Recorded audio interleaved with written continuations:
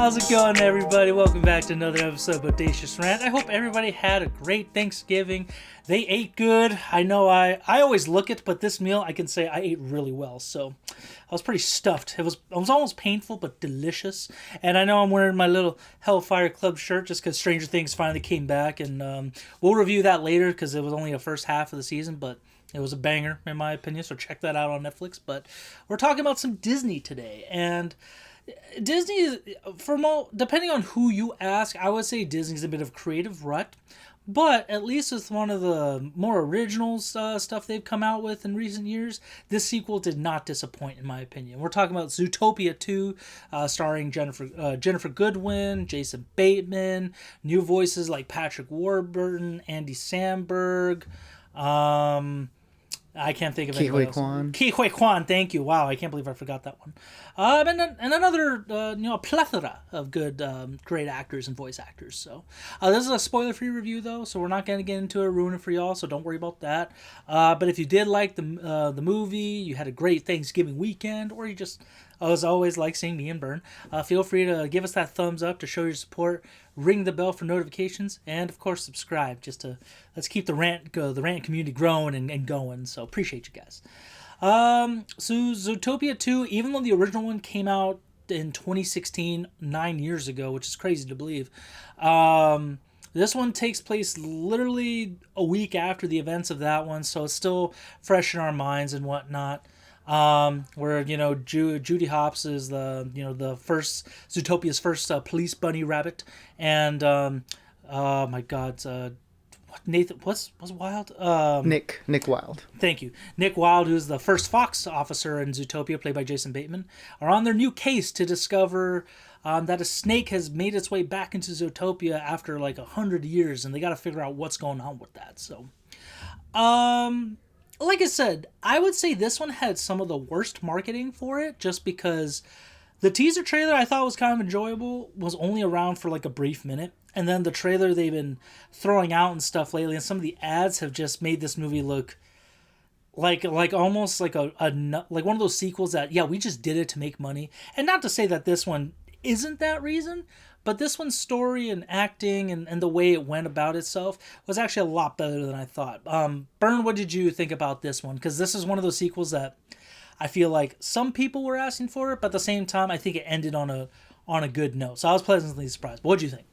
Yeah, I mean, when the first movie ended, I thought, this was a really solid movie, and if they want to do a sequel, I'd be so down for a sequel, just because I really enjoyed the characters, I enjoyed the world, and it was just a really fun time with an original concept that we'd gotten from Disney, so I'm always open to more of that. But yeah, like 9 years later, it was one of those things where it's like, I don't know if anyone wants this at this time, and I don't know if it's going to be good, because you would think, if you had really good ideas for it, it would probably come a lot quicker than almost a decade later. So that on top of like you mentioned, the very weak marketing for this movie, there was a little bit of trepidation coming in as thinking that this would be like a little bit more than just a cash grab or just something just to get something out there, something along the lines of Moana 2, even though that movie wasn't like almost a decade later, but there was very low effort, and it felt like it was one of those almost direct to video Disney sequels that we got way back in the day. So I was hoping that this one wasn't going to fall into that sort of similar vein. And just like you, I'm happy to say that is not the case for this movie. This is a very surprising sequel, and one that I really, really enjoyed myself. I felt like we just got back into the groove with these characters, and Jennifer Goodwin and Jason Bateman, they're back and forth. It picks up right where the last one left off. So that was really great to see. The animation itself was really fun and creative, and there was a lot of nice winks and nods to other Disney properties and other movies in general, which was a lot of fun. And just, I think, the central story itself, the mystery in this one was just as fun to see play out as the first one. I mean, these aren't these crazy elaborate mysteries that we get in like all these adult movies or whatever, but for a kids movie, this was really fun and enjoyable, and a nice little breadcrumb trail to see how this all played out. So I think that, on top of the really cool animation, the really fun characters, it led to a really, really fun time that I'm glad didn't disappoint, especially with all the things that we mentioned at the beginning. Yeah, and honestly, the more I thought about it after watching this one or during the watch of this one, I just appreciate both these movies because I like how grounded and almost adult they are, just being like, almost noir stories within Disney. Given like it's a very bright, it's animated, it's family friendly, it still has some good cop and like criminal story roots here. Very much like, I would even say Chinatown, LA Confidential, the Maltese Falcon, stuff like that in a way, was really good and well done. This one actually not only did it have some Disney references, but actually had some horror movie references too. I'm not gonna name specifically which one, but Bernie, you and I were laughing about it last night. We were talking about it, so I thought that was really a pleasant surprise. Other than that, the animation, of course, is on point. Thank God they did not disappoint on that. I would actually be very worried if Disney did do that. But the acting was solid. I love the addition of characters like Ke Huy Quan as the snake, Andy Samberg in there. I think Faith Fenster, I can't say her name, but she's always funny in whatever she's in as Nibbles Maple Stick. She was a fun little character and has some good dialogue in there, good jokes. Yeah, like I said, the marketing sucked, but I'm glad that this one was still a solid story. Definitely expand upon the relationship that kind of grew from the first one. And very much like Inside Out 2 had a lot of good... like, how do I say it? I guess a good conversation around, like, mental health or, relationship stuff. Like, Inside Out is more like a mental health thing. This one's definitely more of, like, friendship and, like, social kind of, like, commentaries. So I really appreciated that. And thinking about it and I really enjoying it, I'm going to give it a 4 out of 5. I think it was a very solid sequel. Definitely didn't really disappoint in any way. I guess maybe I would want a few more side characters here and there, like maybe Quinta Brunson's character who's in there for a brief moment. But other than that, I think it was very fun, especially if you have kids or if you like the first one. This is definitely one of those Disney movies that's good for everybody, not just, the little kids and stuff. So. Yeah, exactly. Like it has all the bright colors, the fun, like action and comedy bits visually that would make the kids really enjoy it.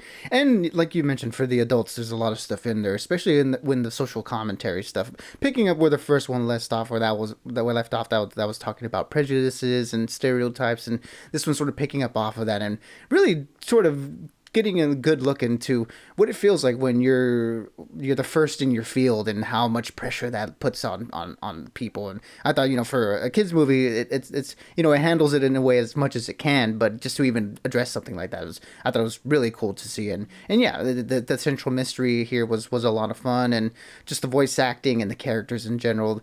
It all felt like it was a natural progression of the last one, which I'm glad that they pulled it off, because, again, it's almost been a decade. So the fact that they did that is an achievement in and of itself. So, yeah, this one was a lot of fun. This one is an easy recommend for people to go check out, all ages. So for me, this one's going to be a 4 out of 5 as well. I had a really, really good time with this one. Wouldn't mind seeing it again. And I think if you're looking for something, especially right now with the holiday season, something to watch at the theaters with your family, this one you're going to have a great time with.